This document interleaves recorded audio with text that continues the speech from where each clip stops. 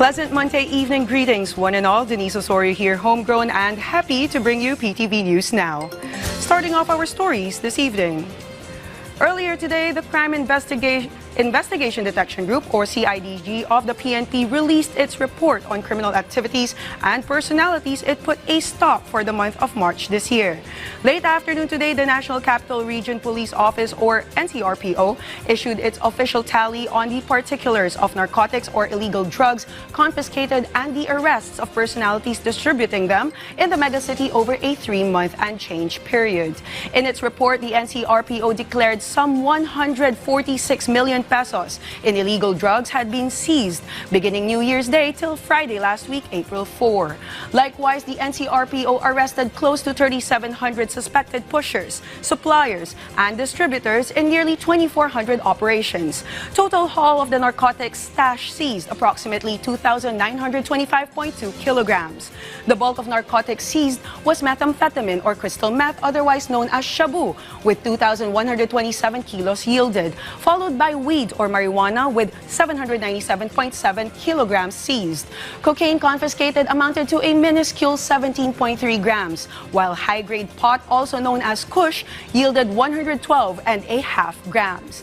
Head of the NCRPO, Major General Anthony Aberin, touted the seized stash as solid proof the war on illegal drugs under the Marcos Jr. administration works and is just as efficient or even better than the campaign launched by his predecessor during his term.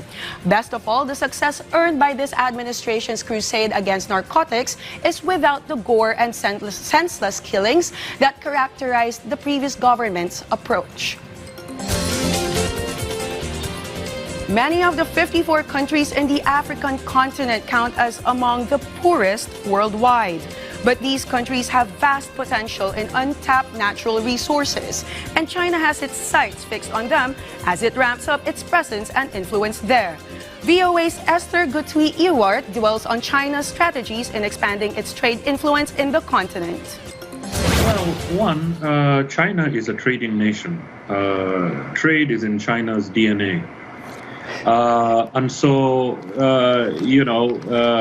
building export capacity, building the capacity to get imports into China has been a #1 strategic issue ever since the reform and opening up of the 1990s.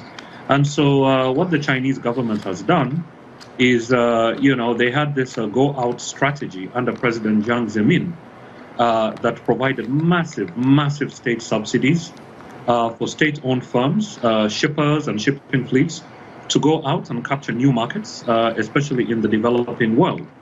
And so it became profitable for Chinese state-owned firms to strike deals with African countries. Mm-hmm. And that's the reason why, they are racing very quickly to be in a very dominant position when it comes to Africa's export infrastructure. But Paul, the question most Africans would be asking is, what are they getting out of this? Well, #1, they're getting efficiency, right? Because after privatization, efficiency has become a major buzzword in Africa as far as export infrastructure is concerned.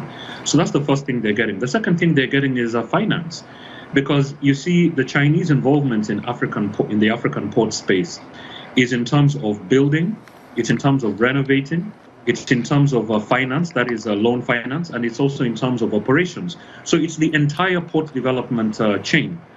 So African countries are able to obtain finance. Then they're also able to increase their export volumes into China. So, for instance, last year, one of the major shippers, which is actually the largest shipper in the world today, COSCO, which is Chinese state-owned, reduced the travel time of goods and services from East and Southern Africa into China to 20 days, right? And that obviously stimulates a lot of economic development for the African continent.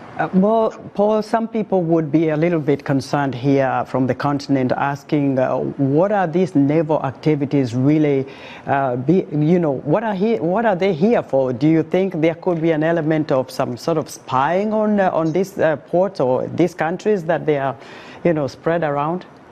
Well, our study found, and this, by the way, is the second study. We did another one in 2022 that was basically looking at China's naval presence on the continent. What our study finds is that some, not all, but some of these maritime hubs that Chinese firms are involved with on the African continent do have design specifications that allow them, number one, to dock Chinese naval assets for military exercises and things of that nature. But then some of them also are able to birth major Chinese combatants. And so what the data is saying is that when it comes to the indicators for the potential viability of some of these ports for Chinese naval use, one of the most important indicators is the design features. So if a port is designed to be able to birth major Chinese combatants, that obviously becomes one of the data points that Chinese shippers and Chinese naval planners look at. So yes, some, not all, but some of these African ports do meet some of those specifically. Right now, let's turn to my colleague in PTV's Pine City studios for what's brewing of late in the Cordilleras. Audrey? Naimbag Arabi, nasurok 8.7 million pesos agatad ti illegal a droga tinakumpiskar bayat awalo a drug personalities tinakamag ti makalawas nga anti-drug operation ti Police Regional Office Cordillera. Nagsisina nga anti-drug operation ti patungpal ti pulisya manipod March 31 aging ka April 6, 2025. Nagresulta na ito iti panakakamag ti 5 high-value drug personalities kantalo nga street-level individuals. Manipod iti sa nga pulo kat upat nga anti-drug operations anay patungpal, dumanon iti nasrok 41,450 a fully grown marijuana, kan 61.14 grams ti maata pa siya buti na kumpiskar. Iti sa bali pay adamag binigbig ti lokal a gobyerno ti Baguio City ni once strawweight MMA World Champion Joshua The Passion Pacio at tubo ti Baguio City kalpasan ti kaudyan alaban na iti One Championship. Nangabang isuna babaan iti technical knockout kontra kini interim title holder Jared the Monkey God Brooks iti Estados Unidos babaan ti barrage of strikes iti may kadua round ti championship match. Nagbaligi ni Pacio babaan ti 2-1 nga scoreline iti trilogy bout da iti American fighter. Iti agdama pagsagsaganaan na dagiti posible a sumaruno a laban nga isagsagana ti grupo na. Tinitignan ko sa strawweight division kasi may rankings yan. So rank 1 pa si Brooks, rank 2 pa yung Russian na tinalo natin. So possible na makakaharap ko pa yung Russian na yun. So stay tuned. Dagiti damdamag manipod iti PTV Cordillera, siya ni Audrey Villena na Imbag Arabi.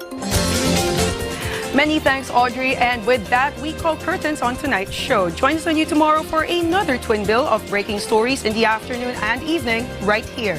Likewise, never forget to keep it here for news you can count on, news you can trust. Denise Osorio here wishing you a much cooler and more restful night ahead. And thank you for watching PTV News Now.